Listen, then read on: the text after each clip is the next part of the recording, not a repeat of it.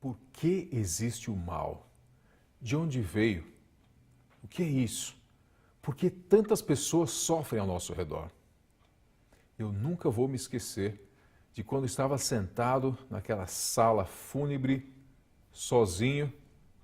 Na realidade, estava sozinho, mas tinha companhia de minha avó falecida, estava bem ao centro da sala. E olhando para aquele corpo inerte, eu pensava, Senhor, por que essa mulher que foi tão boa na vida, hoje está morta? Por que existe a morte? Por que tantas pessoas sofrem ao nosso redor? Por que o seu tio, a sua tia, o seu parente, o seu amigo estão morrendo com câncer? Por que a sua mãe ontem sofreu um acidente? Por que o seu pai cai e quebra a perna? Por que tantas desgraças na nossa vida? Se nós acreditamos num Deus de amor, como conciliar o amor de Deus com todo esse sofrimento? Para vermos o que a Bíblia fala, eu gostaria de convidá-lo a essa jornada. Hoje nós estamos na parte 1 desse vídeo e nós vamos começar bem do princípio, não só aqui na terra, mas no princípio lá no céu, onde exatamente tudo começou. Claro, imaginando esse Deus de amor e essa criação perfeita que ele fez, não existia o mal. Então, o que é o mal? Na verdade, numa resposta bem curta, o mal é a ausência de Deus, assim como a escuridão. Se nós formos ver cientificamente, a escuridão não existe. Você já parou para pensar nisso? Na verdade, o que existe é a ausência de luz. Então, quando nós temos um quarto bem iluminado, a escuridão simplesmente não está presente por causa da luz. Mas quando temos uma luz irradiando lá, ela dissipa a escuridão. E quando essa luz é apagada, a escuridão então toma conta do local. Exatamente assim funciona esse conflito do bem contra o mal. Por isso, lá no comecinho, quando Deus criou o universo, tudo era perfeito e muito bom. Assim como Ele, era um ambiente cheio de amor, de graça, de esperança, de fé, de confiança em Deus, pois todos os seres criados dependiam de Deus e do seu amor para viver. Sempre foi assim. Deus é a fonte de vida e amor, tão somente. Nada de mal e ruim vem dele. E quando ele está perto, tudo é bom, tudo é paz. Nesse ambiente maravilhoso que ele criou, ele idealizou num plano perfeito, onde as pessoas, os seres criados, viviam para os outros e não para si próprios. Nesse mundo perfeito, o centro do universo era o próximo, nunca você mesmo. Então, se pudermos imaginar isso, é como se tivéssemos dois centros, onde aqui fosse o seu coração e aqui o coração do próximo, ou de uma pessoa que está perto a você. E todos os seres naquele mundo viviam para o outro, para ajudar o outro, para amar o outro. Todas as coisas para o próximo, para ver você feliz e não eu mesmo. E esse era o ideal de Deus, esse era o padrão que Deus criou, e nesse mundo tudo era fantástico e maravilhoso. Porque Deus mesmo, como o próprio Criador, vivia para as criaturas e não para si próprio. E esse era o modelo padrão que ele estabeleceu nesse mundo perfeito.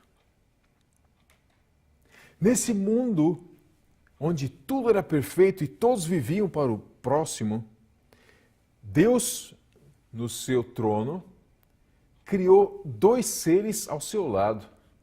E um deles, nós sabemos, a Bíblia nos diz que um deles chamava-se Lúcifer. Esses dois anjos eram anjos que cobriam ou que refletiam a luz deles para o trono de Deus. E nós vemos lá em Isaías capítulo 14, verso 12, a descrição de como esse anjo se transformou completamente. A Bíblia diz assim, Isaías 14, verso 12, como caíste do céu, ó estrela da manhã, filho da alva, como foste lançado por terra, tu que debilitavas as nações. Essa palavra filho da alma, quando nós vamos ao original hebraico, ela realmente quer dizer aquele que emite luz e emite música do seu coração, aquele que produz tudo para louvar a Deus. E como anjo guardador aqui do lado, tudo que saía do seu coração era para refletir o amor de Deus, era para exaltar a Deus, era seguindo o padrão que Deus criou de exaltar o próximo, de dar alegria para o próximo, de viver para o próximo e não para si próprio. E assim ele vivia. E tudo que saía, a beleza, a alegria, a paz, o amor, a música, o que saía dele refletia no trono de Deus. Mas um dia, sem explicação nenhuma, como fruto da sua vontade própria, e essa é a liberdade que Deus nos dá até hoje, a nossa vontade, desde os tempos primórdios. Esse anjo já tinha essa vontade própria, e ele mesmo definiu que ele ia tentar um novo caminho. Ele decidiu criar um novo padrão de vida. Ao invés de viver para o próximo, e se ele inventasse esse padrão de viver para si próprio? Essa luz e tudo que saía do coração dele, se pudesse agora então vir para ele próprio, ao invés de refletir a Deus, o que isso ia causar? E no seu pensamento, isso seria um plano perfeito, porque cada pessoa poderia então crescer dentro de si própria, e isso seria um mundo ideal e perfeito. E quando ele estabeleceu esse plano para Deus, Deus falou: pare com isso, meu filho, você vai se autodestruir. Na verdade, é isso o que o egoísmo causa, a autodestruição. Se nós todos tivéssemos voltados para nós mesmos, cada um para si próprio, o mundo já teria se destruído há muito tempo atrás. E o amor de Deus é que segura até hoje.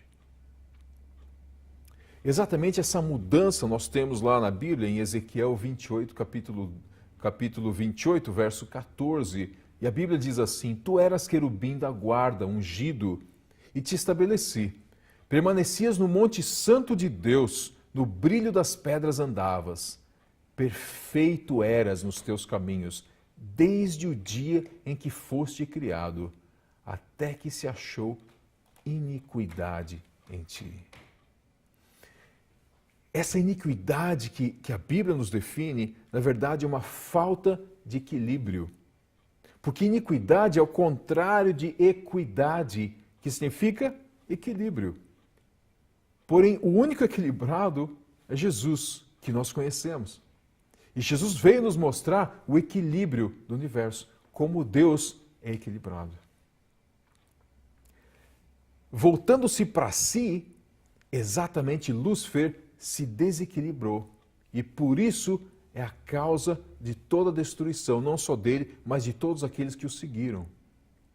Seguindo nesse caminho, ele conseguiu convencer a muitos outros ao seu redor.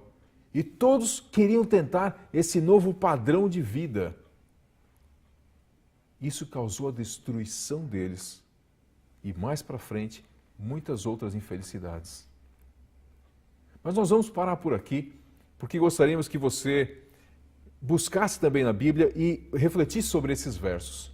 E na próxima parte que nós vamos estudar depois, parte 2, nós vamos continuar esse estudo vendo por que isso tudo aconteceu e o resultado disso na nossa vida. Muito obrigado pela sua presença. Te esperamos na próxima vez.